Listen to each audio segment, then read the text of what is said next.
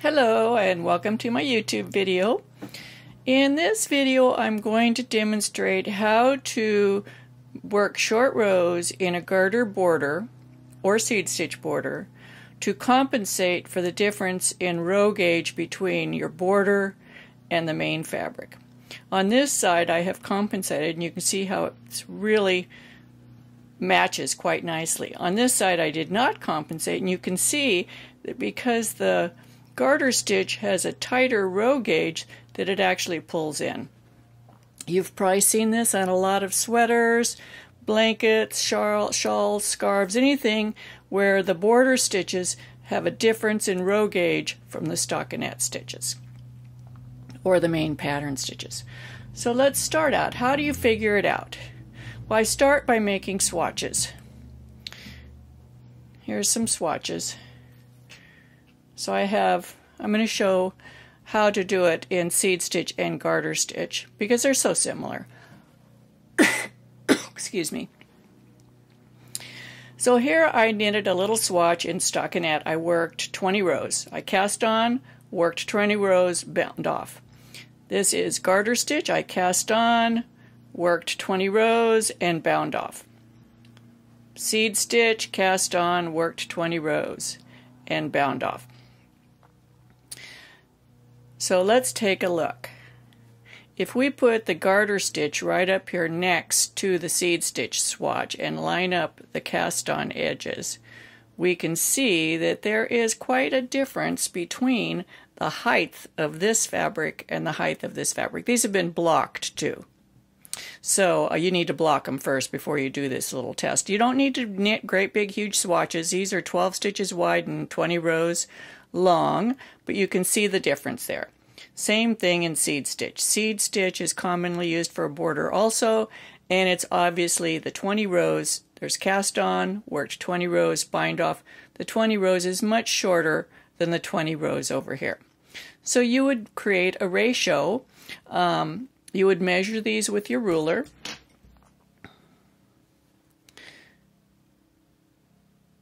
You figure out the inches, how many stitches you're getting to the inch. And I'm getting, and this doesn't have to be super scientific, not like knitting a gauge swatch for a sweater. So I'm getting 1, 2, 3, 4, 5, 6, 7, which you about expect in worsted weight yarn on a size 7 needle. 1, 2, 3, 4, 5, 6, 7. Over here, let's do the garter stitch. There's 2 rows for each garter ridge. These things going across here are called garter ridge. So let's see how many garter ridges we get in an inch. There's a half, so we get 1, 2, 3, 4 and a half. So that's 9 rows in 1 inch. Let's see on the seed stitch.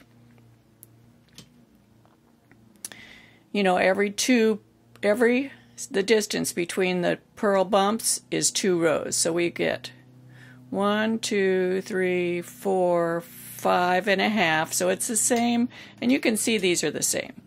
We're getting 9 rows of seed stitch in 1 inch.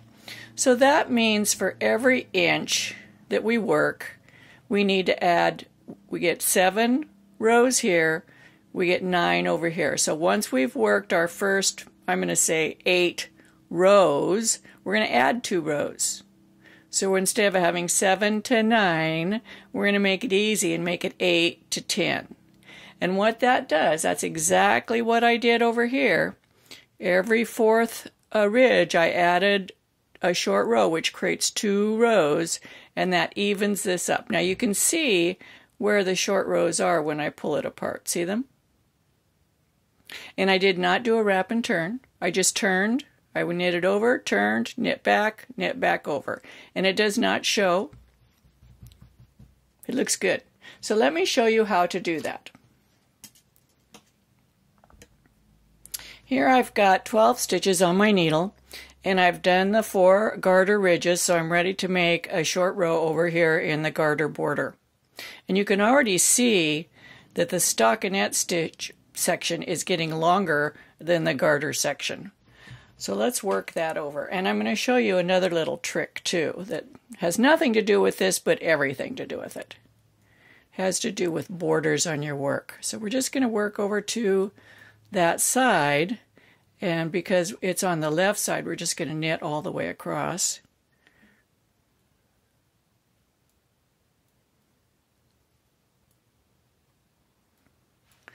This will make a huge difference in how the fronts of your sweaters look when you have a contiguous button band and buttonhole band. In other words, you've worked them together with the fabric instead of adding them on later.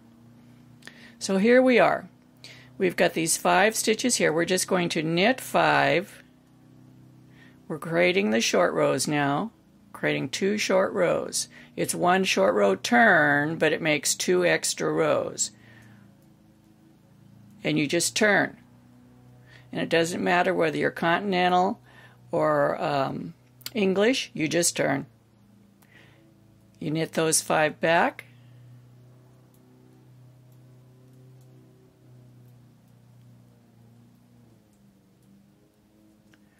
Now we just made 1 extra garter ridge or 2 extra rows. You would do the same thing in the seed stitch. You would just work those 5 stitches in seed stitch and turn and then work back, and it maintains the seed stitch pattern. It doesn't get you off. Now we're just going to work these back. This is the row that we would have worked if we weren't having extra rows. And so here is the point where we made the extra row. We're going to bring this yarn to the front and we pull this. See how, watch this stitch right here.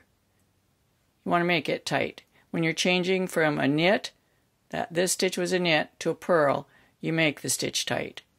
And whether you're making the short row turn or not. And we're going to do a couple more rows and I'll show you why.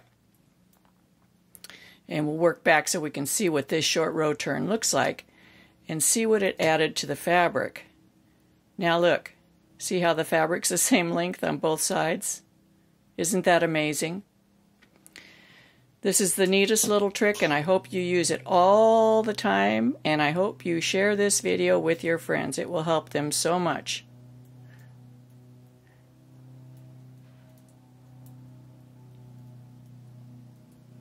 Okay, here we are coming to the border, which we're working in knits on this side.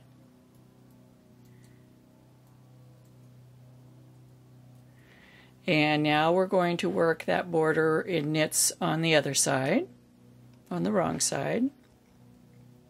Again, because we're maintaining the garter stitch border. And this is our second ridge that we're creating. Every 4 ridges we would add another ridge. So there's 5 stitches. When you bring the yarn forward from a knit to a purl, bring it forward and pull this tight and keep it tight while you're making the purl stitch. Then regular tension. And you do the same thing if you are a thrower or English style knitter. You just pull that yarn tight between the knit and the purl. You don't need to do it between a purl and a knit, just between a knit and a purl. And what that does, do you see how this border is going out straight? Have you ever noticed your left borders that they curl back like this? That's because of that transition between the purl and the knit puts extra yarn between those stitches and pushes this back. I have an entire video on enlarged knits before a purl, and I'll link it in here as a card and as an end screen so you can take a look at that video too. Anyway, we just solved our problem. Let's look at this one again. This is what we solved. We created this instead of this. If you like my videos, be sure to share them with your friends. You can share them on Facebook. You can put them in patterns. You can share them on Ravelry, Pinterest, Instagram, wherever you want, whatever social media. My purpose is to help people knit as best they can. And happy knitting!